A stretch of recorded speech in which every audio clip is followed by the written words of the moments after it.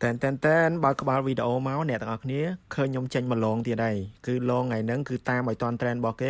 គឺមនុស្សថ្មីឆាតកូនសាច់គោអ្នកទាំងអស់គ្នាខ្ញុំដេកលេបទឹកមាត់ប្រហែលថ្ងៃហើយនិយាយទៅខ្ញុំទៅសើហ្មងក្នុង TikTok មានមនុស្សថ្មីរហូតហើយខ្ញុំនេះគឺដេកអស់ទៅមកហ្នឹងគឺមើលតែមនុស្សថ្មីហ្នឹងហើយដេកលេបទឹកមាត់ឥឡូវយើងក៏លេខមកមើលគ្រឿងផ្សំរបស់គេវិញវីដេអូទី1នេះឃើញខ្ញុំបេះតកូនហើយអ្នកទាំងអស់គ្នាអញ្ចឹងឥឡូវគ្រឿងផ្សំទី2របស់យើងគឺខ្វះសាច់គោអត់បានទេព្រោះឆាតកូនសាច់គោបានមិនមែនឆាតកូនសាច់ជ្រូកទេអញ្ចឹងគ្រឿងផ្សំទី2ហ្នឹងគឺសាច់គោនឹងឯងបងប្អូនទាំងអស់គ្នាអញ្ចឹងឥឡូវនេះខ្ញុំកំពុងហាន់ប៉ុបសាច់គោខ្ញុំហាន់រៀងស្ដើងបន្តិចព្រោះខ្ញុំអត់ចូលចិត្តហូបសាច់គោក្រាស់ទេខ្លាចហូបទៅវាឆ្លាក់អ្នកទាំងអស់គ្នាបាទគ្រឿងផ្សំទី3នេះគឺខ្ទឹមខ្វះអត់បានតែម្ដងព្រោះក្នុងវីដេអូគេហ្នឹងគឺខ្ញុំឃើញច្បាស់ណាស់គឺ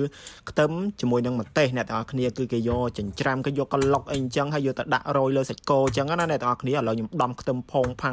ងបាទខ្ទោអស់ខុនដូខ្ញុំអ្នកនៅក្បែរហ្នឹងចេះឆ្ងល់ទៀតណាមួយឆ្នាំខ្ញុំដែរចូលចក្រានអ្នកទាំងអស់គ្នាតែដល់ពេលថ្ងៃហ្នឹងគឺផុងផាំង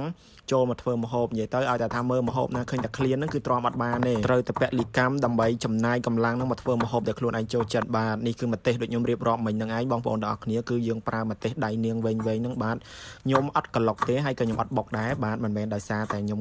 ខ្ជិលអីទេគឺដោយសារតែអត់មានត្បាល់បុកព្រោះខ្ញុំអត់ដែរធ្វើម្ហូបអញ្ចឹងខ្ញុំអត់ទិញត្បាល់យកមកទេអញ្ចឹងខ្ញុំក៏ចិញ្ច្រាំវាទៅហើយខ្ញុំអត់ដាក់ក្លុកទេព្រោះខ្ញុំមានម៉ាស៊ីនក្លុកដែរតែខ្ញុំអត់ក្លុកខ្ញុំចង់ចិញ្ច្រាំព្រោះខ្លាចក្លុកទៅវាម៉ត់ពេកបាទបន្ទាប់ពីធ្វើគ្រឿងផ្សំយើងហើយអស់ហើយងាកមកកាន់ទឹកជ្រលក់យើងម្ដងខ្ញុំសូមកាត់ខ្លីៗបងប្អូនទាំងអស់គ្នា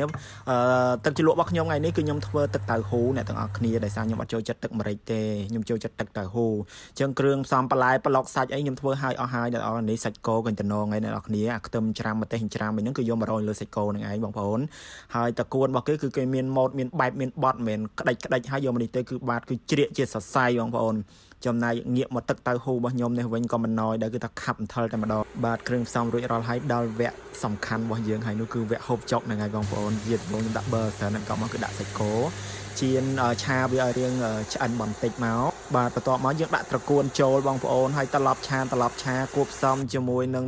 អាដែងនៅទិដ្ឋភាពរបស់យើងមិនកំពុងតែចាក់សេបបងប្អូនឆ្អិនស្រាប់មានអាណាដល់វគ្គឆ្ងាញ់អញ្ចឹងស្ដាប់សូរសម្លេងមាត់ខ្ញុំទាំងអស់គ្នាណា